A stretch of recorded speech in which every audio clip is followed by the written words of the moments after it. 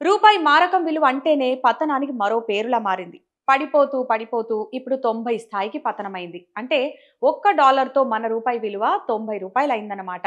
గత కొద్ది రోజులుగా అమెరికన్ కరెన్సీ ముందు వెలవెలబోతున్న భారతీయ రూపీ ఇప్పుడు అత్యంత కనిష్ట స్థాయికి పడిపోయింది. ఇంటర్ బ్యాంక్ ఫారిన్ ఎక్స్చేంజ్ మార్కెట్లో రూ. 89.70 వద్ద ట్రేడింగ్ మొదలై 90 మార్కును తాకింది. చివరకు ఎలాగోలా కష్టపడి 4 పైసలు కోలుకొని రూపాయి చరిత్రలోనే ఆల్ టైమ్‌లో అంటే అత్యంత తక్కువకు రూ. 89.96 వద్ద స్థిరపడింది. రూపాయి రూపాయి ఎందుకు బలహీనపడుతున్నావు అంటే అదో ఎడతెగని స్టోరీ.